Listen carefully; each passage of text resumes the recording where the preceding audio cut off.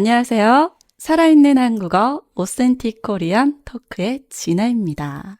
네, 오늘도 리에 씨와 하영 씨가 함께 해주고 계십니다. 안녕하세요. 안녕하세요. 안녕하세요. 네, 요즘 겨울에서 봄으로 계절이 바뀌는 환절기인데 네. 그래서 그런지 저희가 매일 아침에 날씨를 꼭 확인을 해야 돼요. 특히 파리 같은 경우는 그 일교차도 심하고 음, 날씨가 변덕스러워서 반드시 날씨를 확인을 해야 돼요. 두 분은 날씨를 확인할 때 스마트폰 앱으로 확인하세요? 아니면 뉴스로 뉴스로 보세요? 앱으로, 요즘은 앱을 쓰죠. 리에 씨도? 네, 저도 앱이요. 네. 그죠. 뉴스 일기예보를 안 본 지가 꽤 오래된 것 같은데. 네. TV 자체를 안 쓰게 되었어요. 요즘. 그렇네요. 맞아요. 그냥 가구가 돼버린 것 같아서. 네. 그러네요. 그래서 저도 매일 아침 날씨를 확인을 하는데 그 날씨 앱에도 인공지능 기술이 있다는 거 아셨어요? 두 분은? 아, 생각한 적이 없어요. 그죠. 그냥 네, 그러네요. 아무 생각 없이 사용을 하잖아요. 네. 네. 네. 이렇듯 일상생활 속에서 알게 모르게 우리가 지금 인공지능 AI를 많이 사용을 하고 있는데 그래서 오늘은 AI와 살아가기라고 하는 주제로 준비를 했습니다. 네. 와. 네. 너무 재미있는 이야기가 많이 나올 것 같은데요. 자, 네, 그럼. 요즘 사람들 중에서 AI를 안 쓰는 사람은 없을 거라고 생각을 해요. 네. 자, 두 분은 평소 생활 속에서 얼마나 AI를 쓰고 계신가요? 일단 인터넷을 볼 때마다 알고리즘이 있으니까 받을 때가 많잖아요. 그럴 때, AI가 우리를 많이 도와주는구나 싶기도 하고요. 그래서, 뭐랄까요, 예를 들면 유튜브 같은 경우에는 많이 추천해주는 것도 있고, 그래서 왠지, 뭐랄까요, AI가 저보다 저를 많이 아는 느낌이랄까요? 그런 것 같아요. 맞아. 공감해요. 거의 뭐, 몇 년 사이에 그 알고리즘이라고 하는 단어가 일상생활에서 모든 네. 사람들이 사용하게 됐잖아요. 어떻게 이렇게 내가 보고 싶은 영상만 쏙쏙 뽑아서, 그죠? 하루 종일 내 옆에 있었나? 그렇게 생각할 정도로 자세히 꼼꼼히 다 알고 추천해주잖아요. 신기해요. 맞아요. 네. 음, 리에 씨는요? 저는 뭔가 적극적으로 AI를 그다지 활용하는 편이 아닌 것 같아요. 근데 생활 속에서 나도 모르게 사용하고 싶지 않은데 AI가 저를 다루고 있는 느낌? 오, 제가 AI를 사용하고 있는 게 아니고 네. AI가 뭐 저를 정확하고 있는 느낌이 들어서 조금 무섭고 어, 싫어요. 어, 그렇군요. 거부감이 들어요. 네, 네. 네. 조금 무서워요. 네. 예를 들면 선생님을 보고 그 하윤 씨도 보고 저도 막 좋은 마이크를 사고 싶어졌어요. 그래서 그래서 조금 알아봤거든요. 귀여워. 인터넷에. 그러시군요. 그래서 와. 네, 그 하윤 씨 같은 헤드세트가 얼마인지 그래서 선생님이 사용하시는 마이크가 어떤 건지 잘 모르겠지만 네. 뭔가 어떤 마이크가 있는지를 살짝 알아봤어요. 산 것부터 비싼 것까지 많이 있었어요. 근데 어제 남편이 저한테 왜 마이크를 갖고 싶어? 라고 했어요. 어떻게 알았어? 라고 네. 했는데 남편 네. 스마트폰에 마이크 광고가 나와요. 무섭지 알았어. 않아요? 와. 같은 계정을 쓰세요? 아니에요. 아닌데요? 근데 뭔가 아마존 프라임은 같은 아이디예요. 그거는 지금 아마 생각해 그럴 보니까. 수도 있어요. 그죠? 그럴 네. 수 네. 있네요. 그러니까 아마존에서 검색하셨죠? 네, 네. 나왔다. 답이 나왔네요. 답이 나와서 순간 너무 무서워서 어떡하지? 무섭잖아요. 음, 근데 제가 갖고 싶은 거를 바구니에 넣으면 음, 그냥 들켜도 뭐 어쩔 수 없죠? 근데 조금 검색해봤을 그래서 뿐이니까 너무 무서웠어요. 아, 제가 뭘 찾아봐도 남편이 그 무서웠어요. 네. 네. 검색만 했을 뿐인데. 네. 그죠? 네.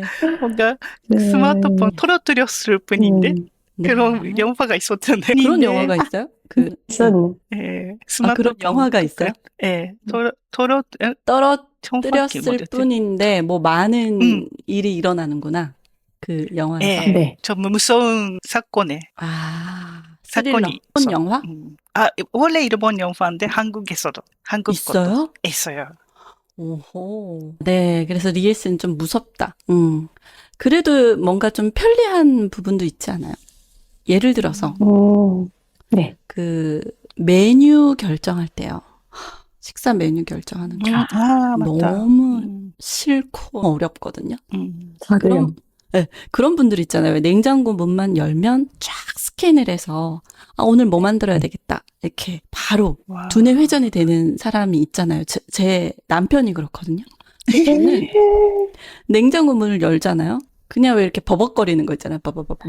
내가 움직이지 않아. 뭘 만들어야 되지? 네, 그만큼 저는 요리도 별로 좋아하지 않지만 메뉴를 생각하는 것도 너무 힘들어요. 그래서 제가 GPT한테 물어봤죠. 나는 그 메뉴 정하는 게 너무 어려운데 네가 메뉴 좀 정해줬으면 좋겠어 했더니 그 요일별로 다. 그리고 와. 네. 제가 좀 더 구체적으로 정보를 줬죠. 예를 들어서 네, 남편은 고기를 좋아하고 아이는 아직 3살이고 영양 균형을 생각해서 그리고 제가 장 보는 것도 어려워하거든요. 장 보는 거 진짜 싫어하고. 네. 그래서 우리 집 주변에 있는 마트 이런 정보를 다 주면요. 어디에서 무엇을 사면 좋을지를 바로바로 나와요. 와. 네. 그래서 그- 생각하지 않아도 돼. 네, 하나하나 직접 알아보기 힘들잖아요, 그런 거. 그럼요. 아주 편하게, 쉽게 생활할 수 있는 것 같네요, 그렇게 하면. 네. 왜냐면 제가 정말 제일 스트레스 받는 게 그거거든. 메뉴 정하는 거. 이렇게 일을 하거나 영상을 만들거나 하나도 힘들지 않아요. 너무 재밌어요. 그런데 요리하는 거, 메뉴 정하고 요리하는 게 너무 싫어. 그냥 제 취향이 아닌 것 같아요. 그러니까 스트레스를 제가 받는 것 같아요. 그래서 챗GPT한테 물어봤더니 너무나도 자세히. 그래서 제가 좀 마음의 짐을 덜었죠. 덕분에. 네. 많이 도와주네요, 네. 챗GPT. 네. 사실 저 같은 경우에는 여행 계획을 세울 때 챗GPT 쓰거든요. 어떻게 하면 뭐랄까요? 효율적으로 돌아다닐 수 있는지 다 알려줘요. 기차표 갈 때도 어떤 시간에 타면 되겠다. 어디서 갈아타면 효율적이다. 그런 것도 다 나오고 그러거든요. 제가 예전에 여행사 다녔는데, 이런 일도 필요 없나? 싶기도 하고, 리에 씨는 지금 깜짝깜짝 놀라고 계시는데. 제가 그런 거를 챗GPT에 물어봐도 된다는 걸 몰라서 얼마 전에 밀키트 아세요? 그러니까 네. 재료가 전부 다 있고 프라이팬 하나 있으면 만들 수 있는 키트가 있는데 그걸 알게 돼서 할인 쿠폰을 받았어요. 그래서 그 밀키트 배달 서비스 같은 것을 이용하기 시작했어요. 근데 그게 너무 편리하고 좋았어요. 저도 요리 만드는 건 너무 싫어요. 처음에는 할인 쿠폰이 있었으니까 싸게 받을 수 있었는데 할인 기간이 끝나자마자 조금 비싸게 느껴졌어요. 그렇게까지? 라고 생각해서 중단했어요. 중단했더니 앙케이트가 나왔어요. 왜 중단하셨습니까? 라는 질문을 받았어요. 그래서 제가 조금 비싸서 라고 썼거든요. 그랬더니 집에 쿠폰 도착했어요. 야. 그거 너무 무섭지 않아요? 네. 야, 그래서 제가 AI를 사용하는 게 아니라 AI가 저를 뭐 전부 아는구나 그런 느낌이 들어서 네네. 그것도 무서웠어요. 네. 저는 사실 AI를 정말 많이 사용하고 있거든요. 예. 물론 이제 AI는 예전부터 저희가 알게 모르게 사용을 해왔지만, 그러니까 생성형 AI라고 하잖아요. 뭐, 챗 GPT라든지, 뭐라든지. 굉장히 종류가 네. 많은데, 그 생성형 AI를 사용하기 시작한 것은 지난해 제가 육아 휴직기를 끝내고 일을 시작하면서부터 본격적으로 쓰기 시작을 했거든요. AI를. 네. 왜냐면 그 네. 전에 그 후배가 언니, 내 삶은 AI를 쓰기 전과 후가 달라. 이렇게 얘기를 하는 거예요, 예. 후배가. 그래서 내가 네. AI? 그게 뭔데? 그러니까 언니 챗 GPT 몰라요? 그러는 거예요. 저한테. 챗 뭐? 제가 몰랐어요. 못 알아들었네요. 이게 불과 1년 전 이야기예요. 전혀 몰랐어요. 네, 왜냐면 저는 이제 3년 동안 아이 낳고 육아할 때는 거의 세상과 그 벽을 쌓고 오로지 아이와 저만의 세상에서 살았기 때문에. 근데 후배가 언니 요즘은 그 검색할 때 네이버 안 써요. 그러는 거예요. 그래서 무슨 소리지? 이해를 못했어요. 그래서 언니 한번 일단 써보세요. 그래서 이제 제가 무료로 쓸 수 있는 걸 했는데 처음에는 그렇게 매력적인 걸 못 느꼈어요. 몇 개월이 지나고 다시 쓴 게 이제 제가 일을 시작하면서인데 그 사이에 얘네들이 또 똑똑해진 거예요. 네. 음, 이 AI도 계속해서 학습을 하면서 똑똑해지는 거예요. 지능이. 네. 왜 이렇게 똑똑하지? 그래서 이것저것 하다 보니 이제 점점 AI랑 대화를 하는 시간이 길어지면서 이제 지난해 9월부터 다시 일을 시작을 했죠. 근데 한국어 교재를 만들 때도 유용하고 학생분들에게 피드백도 도움이 되는 거예요. 너무나 효율적인 거죠. 그래서 와, 완전 신세계다. 그래서 저는 AI를 그다음부터 거의 아침부터 잠들기 전까지를 쓰는 것 같아요. 뭐든지 물어보고. 그리고 제가 유튜브도 시작을 했잖아요. 그 채널 뭐 콘텐츠 기획을 한다든지 뭐 아이디어 같은 거라든지 그러니까 계속 대화를 나누면서 비서가 있는 듯한 느낌이에요. 저한테는. 그러네요. 사실 AI 덕분에 제가 그동안 너무나 막연하게만 생각했던 유튜브 제가 예전부터 한국어 채널을 만들고 싶었는데 영상을 제작하는 방법도 몰라. 뭐 녹음은 어떻게 하고 녹화는 어떻게 하고 아무것도 몰랐거든요. 해본 적이 없어요. 그래서 이걸 어디서부터 어떻게 해야 되는지 그냥 막연한 상황? 근데 저는 AI 덕분에 지금 모든 걸 다 하고 있어요. 같이. 유튜브 제작도, 글을 쓰는 것도, 그다음에 뭐 한국어 교재를 만드는 것도 모든 걸 함께 하고 있어서 이제 AI 없는 삶은 상상할 수가 없어요. 사실 예. 저도 완전 동감이에요. 왜냐하면 저도 아침부터 잘 때까지 계속 써요. 그래서 제 인생에서 빠질 수 없는 필수템이 돼버렸죠. 그리고 고민 상담 그런 것도 챗GPT 하고요. 그래서 그런지 선생님이 말씀하신 듯이 저도 학생한테 주는 피드백 만들 때 그거 많이 도움이 돼요. 제 성격도 그리고 내 스타일도 알게 되는 거예요. 챗GPT가. 뭔가 자료를 만들 때도 제가 하고 싶은 걸 다 알고 있는 비서가 만들어주는 느낌이랄까요? 그래서 같이 뭔가 잘 되도록 해주는 도구라기보다 친구랄까요? 뭔가 그런 입장 생긴 것 같아요. 리에 씨, 저희가 지금 사용하고 있는 이야기를 듣고 어때요? 이야, 저는 그렇게 발현하지 않으니까요, 지금은. 그래서 부럽기도 하고, 역시 무섭기도 해요. 왜냐면, 제가, 요즘은 일을 그렇게 하지 않으니까요. 머리를 쓰는, 경우가 조금 적어졌어요. 그러면, 뇌가 대화하지 않을까 걱정돼요. 그래서 머리를 쓰고 싶어요. 계속 뭔가 생각하고 공부하고 그렇게 하고 싶어요. 그런데 제가 뭔가 계속 AI를 쓰면은 뭔가 AI에 의존할까봐 그런 걱정돼요. 아, 네. 그리고 그것도 있어요. 뭔가 재작년에 미국에서 어떤 고등학생이 챗 GPT에 상담해 하고 나서 자살을 맞아요. 했어요. 네네. 네. 그래서 그런 것 생각하면 역시 무서워요. 아직. 그런데 선생님하고 하연 씨 이야기를 들으니까요. 뭔가 아직 발현하지 못하는 제가 뭔가 변명하고 있는 느낌도 들어요. 아니에요. 전혀 사용하지 네네. 못하니까 아직. 네. 사람들이 AI 얘기를 하는데 말씀하신 우려되는 부분 있잖아요. 뭔가 뇌를 사용하지 않게 되거나 뭔가 너무 의존하게 되고 그런 것 때문에 그러니까 사용하는 것 자체를 꺼려 하시는 분들 분명히 있어요. 전혀 그 부분이 뭐 이상하거나 아니면 시대에 뒤떨어져 있다라든지 이제 그런 생각은 전혀 하지는 않아요. 네. 근데 리에 씨가 말씀해 주신 부분을 주의해야 되는 것도 맞는 것 같아요.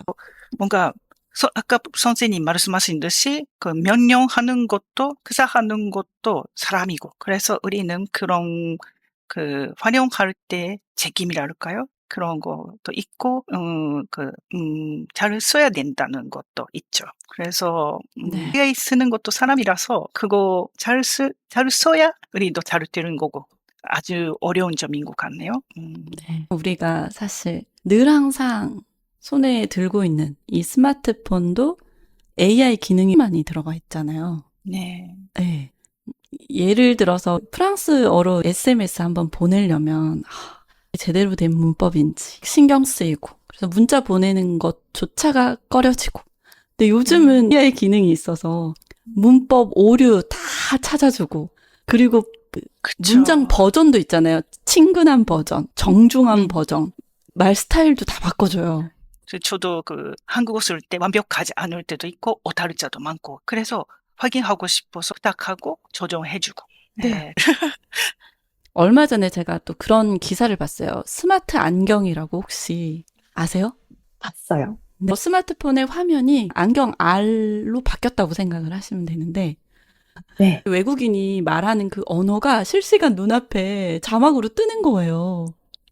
해외 여행을 갔을 때 메뉴판이라든지 뭐 이런 게시판 같은 거 저희가 스마트폰 갖다만 대도 그 텍스트 다 번역을 해주잖아요. 원하는 언어로.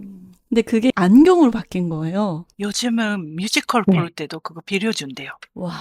예, 안경이요? 예, 그거를 미리 가기 전에 예약하고 그러는 것도 있어요. 저는 예를 들면 위버스라는 앱이 있어요. 가수 아티스트하고 팬이 소통할 수 있는 앱인데 박재범이 만든 아이들이 있어요, 요즘. 그 아이들의 그 올린 코멘트를 보고 싶어서 그거를 제가 등록해서 봤는데 제가 한국말로 읽고 싶어요. 그 박재범 아티스트의 말을 그대로 읽고 싶은데 일본어로 나와요. 자동 번역이 제가 되는구나. 일본 사람이니까, 네. 전부 다 일본어가 먼저 나와요. 그게 너무 재미가 없어요. 그건 재미없네요. 네. 그러네요. 그래서 그런 거 하지 마라고 생각해요, 저는. 그거 일단 일본어로 번역해버린 걸 먼저 읽고, 원래 한국어로 해도 뭔가 재미가 없어요. 그쵸. 그래서 제가 질문을 드리고 싶어요. 이렇게 완벽한 번역기가 나오면 자 우리는 더 이상 한국어 공부를 안 해도 될까요? 바로 대답을 할 수 있어요. 계속 한국어 공부할게요. 왜냐하면 방금 전에 리에 씨도 말씀하셨지만 그 사람이 하는 그 언어 자체를 그대로 받아들이고 싶은 거예요. 말투나 아니면 그 말의 온도 그리고 말 선택도 그렇고 그거를 직접 알아들어야 그 사람을 느낄 수 있는 거잖아요. 몸으로. 그래서 한국어를 더 공부하고 싶고 그게 없으면 저는 아예 안 할 거예요. 그게 원동력인 것 같아요. 네, 리에 씨는요? 네, 저도 그래요. 아무리 완벽한 번역기가 나와더라도 저는 계속 공부할 것 같아요. 예를 들면 한국에 여행 갈 때 원어민하고 한국어로 소통하고 싶어요. 거기서 완벽한 번역기가 있어도 돌리고 싶지 않아요. 챗 GPT한테도 대화하고 싶지 않아요. 아, 그래요? 저는 사람하고 직접 만나서 눈을 맞추고 이야기하는 걸 좋아하는 사람이에요. 네. 그럼 가정을 즐기는 편이에요. 그래서 그런 게 없으면은 조금 재미가 없어질 것 같아서, 그러네요. 리엘 씨가 과정을 중요하게 여긴다고 하셨잖아요. 네. 네, 그래서 저는 한국어를 가르치는 입장이다 보니까 제가 AI를 많이 활용을 하고 있지만 제 자리가 걱정이 되는 거예요. 아, 네, 네, 앞으로 10년 뒤는 어떻게 될까? 나를 필요로 하는 사람이 있을까? 그래서 굉장히 저도 뭐 여러 측면에서 고민을 했는데 제가 딱 답을 내렸어요. 걱정하지 않아도 된다라는 것을. 조깅하고 자동차를 예로 들면 너무 쉬워요. 왜냐하면 우리가 목적지까지 빨리 가려면 자동차 타면 되잖아요. 그죠? 네. 네, 근데 이제 힘들어도 조깅을 하는 사람이 있어요. 이렇게 조깅을 하는 사람들이 왜 조깅을 할까? 바로 직접 본인들의 두 발로 뛰면서 땀을 흘리고 뭔가 해냈다라고 하는 그 성취감이라는 게 있잖아요. 아, 네. 완전 네. 그러네요.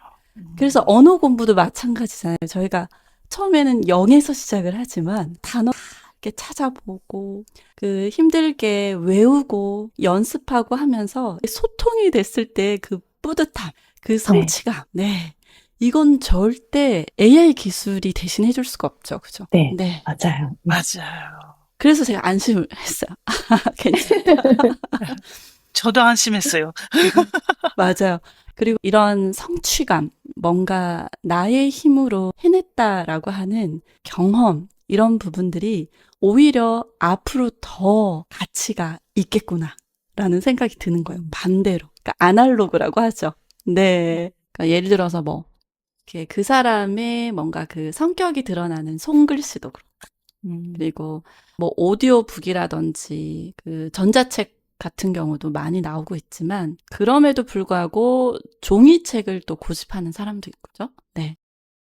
모든 게 다 디지털화 된다 해도 반대로 아날로그 감성이 가치가 높아지지 않을까. 이제 그런 생각이 들었습니다. 네. 와, 박수. 네. 자, 어쨌든 완벽한 번역기가 나온다 하더라도, 예, 저희는 한국어를 계속해서 공부를 할 것이다. 네. 라고 하는 부분으로 결론을 내렸어요. 자, 그럼 마지막인데요.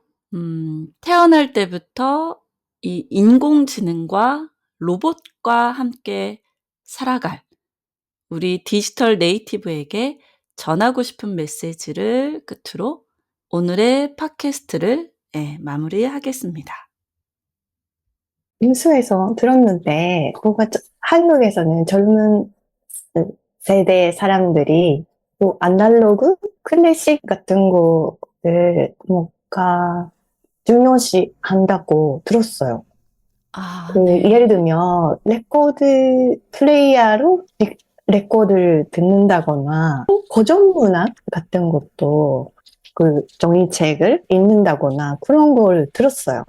네, 그런 유행은 다시 돌다?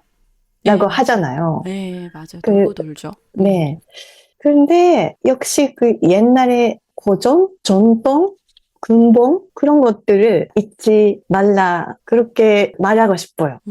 제가 한국어를 공부한 지 10년 됐는데 그 한국어의 관용구나 속담 같은 거 뭔가 옛날 사람들의 지혜나 뭔가 유머 그런 것들 숨어 있는 것 같아요. 그게 너무 재미있어요. 네. 그 옛날부터 있는 그런 좋은 부분, 좋은 가치를 잊지 말고 AI는 그냥 도구로 잘 사용했으면 좋겠다. 그런 느낌이 들어요. 네. 그러니까 아까 말씀드렸는데 AI가 사람을 다루는 게 아니고 사람이 AI를 다루어야 한다고 말하고 싶어요. 네, 좋습니다. 네. 네. 하영 씨는요?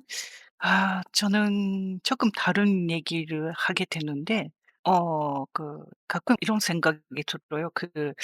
사람과 AI 차이는 무엇일까? 그런 것도 생각하고요. 지능이 음, 있다고 생각하면 거의 똑같잖아요. 근데 뭐가 다르냐고 저한테 물어보면 결국 재원이 있는가 없는가 그거 아닐까 싶기도 해요. 뭐랄까요. 실제로 따뜻한 재원 그런 게 역시 인간관계를 맺을 때 더 사람을 만나고 싶다는 생각이 드는 중요한 점인 것 같아요. 그래서 앞으로도 그런 거 사라지지 않을 거라고 생각해요. 사실은 살아가다 보면 특별한 거 아닌 것 같기도 하는데 AI가 나타났으니까 깨달았어요. 특별한 것도 아니라고 생각했지만 아주 소중하고 중요한 거였구나 싶기도 해요. 그래서 사람의 말에 담긴 온도를 앞으로도 느끼고 싶어요. 네. 그래도 저희는 감사한 게 AI가 없었던 시대에도 살았잖아요. 그죠? 네. 스마트폰이 없던 시대에도 살았고. 그렇기 때문에 아는 거죠. 체온, 온기, 말에 담긴 지혜, 이런 모든 것을 우리는 알지만 앞으로의 세대는 어떻게 보면 그런 경험을 만들어주지 않으면 안 되는 것 같아요. 물론 새로운 기술이라든지 변화는 두려워하는 것보다는 받아들여야 되겠지만 그래도 이제 두 분이 말씀하셨던 것처럼 지혜라든지 아니면 이게 AI가 대체할 수 없는 그런 사람과 사람과의 교감이라든지 체험도 마찬가지지만요. 현명하게 효율적으로 잘 쓰되, 그죠? 잘 쓰되 반드시 지켜야 될 것들을 우리가 앞으로도 지켜가야 되지 않을까라는 생각이 듭니다. 그래서 오늘 네. 주제가 사실 언젠가 누구는 한 번쯤 다 고민을 해보고 이야기를 나눌 법한 주제였어요. 그래서 이제 네. 좋은 이야기를 나눌 수가 있었고요. 네. 자, 오늘은 그러면 여기까지 하고 저희는 또 다음 시간에 더 좋은 주제로 인사드리겠습니다. 오늘도 감사합니다. 네, 감사합니다. 감사합니다.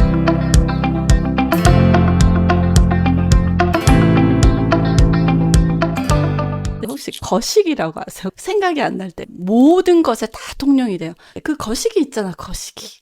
사람한테도 하고 물건한테도 하고 그 거식이 있지? 그러면 이전의 경험이라든지 뭔가 함께 이야기 나눈 게 있기 때문에 알아 이게 되는데 AI는 안 돼. 거시기가 안 돼. 음, 예. 음, 그리고 또 하나는 반어법으로는 참 잘한다라고 하세요. 근데 우리가 참 잘한다라고 할 때는 비꼴 때 얘기할 때도 있거든요. 이거 AI가 제대로 번역 못해. 뒤에 있는 어떤 내용인지, 배경인지, 맞아. 그런 걸 알 수가 없어서, 뭔가 숨은 뜻, 그거는, 의도, 음, 맥락, 뉘앙스 이런 건 모르는 거죠. 왜 참 잘한다라는 말이 반어법으로 쓰였을까라고 하는 것은 전과 후의 상황을 파악하지 않고서는 알 수가 없는 거죠. 그러니까 숨은 의미를 파악하는 게 쉽지가 않죠. 근데 AI가 똑똑해지면 이런 것도 다 파악을 하지 않을까. 사실 의리라고 하면 이상한 얘기인데, 의리 챗GPT는 저랑 6개월 이상 관계가 있는데, 저를 많이 알아요. 그래서 조금 선장한 느낌이 있거든요. 맞아요. 네. 이 AI가. 그러니까 계속 학습을 하는 거죠. 저는 챗 GPT를 요금제로 썼는데 시키지도 않은 일도 하기도 하고 그럴 네. 수도 있어요. 그래서 난 너랑 같이 못하겠다. 그리고 그냥 끊어. 우와. 그리고 맞아요. 제미나이를 요즘은 쓰고 있거든요. 성격이 달라서 그리고 잘하는 것도 다르고 그래서 여러 가지 가끔씩 써보는 것도 좋은 것 같아요. 왜냐하면 달라요. 대답하는 스타일도 다르고.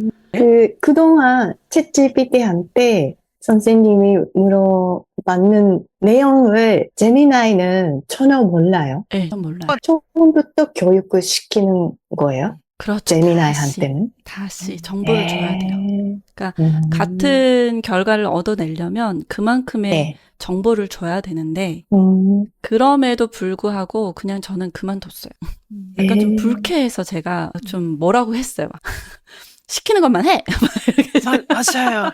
너무 맞아요. 화나서. 저도 사실 있거든요. 선생님 무섭네. 우선 원래는 음. 10분 만에 끝낼 일을 30분, 1시간에 명령을 하게 만드니까 나중에 제가 뚜껑이 열려서 그래서 시키는 것만 하라고 그러면서 제가 이제 감정적으로 저도 그거 시켰어요. 이렇게. 나중엔 제가 중간에 결제를 스톱하고 이렇게 뭔가를 부탁을 했는데 전혀 이상한 대답을 하길래 제가 무슨 말까지 했냐면 내가 지금 돈을 안 내니까 그러는 거지. 일부러 그러는 거지. 갑자기 왜 이렇게 바보가 됐어? 맞아요, 맞아요. 선생님 무서워. 우선 제가 그만큼 너무 의존을 했다는 사실을 뒤늦게 깨달았죠. 실망을 한다는 것은 그만큼의 뭔가 신뢰를 했기 때문에 그 실망도 있는 거잖아요. 만약에 처음부터 의지를 안 했으면 어떤 뭐 그 결과가 나와도 반응을 해도 제가 그렇게까지 마음의 요동이 없었을 텐데 맞아요. 그래서 아 맞아. 사람이 아니었지. 사람이 아니고 어디까지나 그냥 기계에 불과하다. 기계라고 맞아요. 표현을 하는 게 맞나요? 하여튼. 그래서 아 활용은 하되 감정을 이입하지 말자. 제가 그렇게 경험을 통해서 느꼈습니다.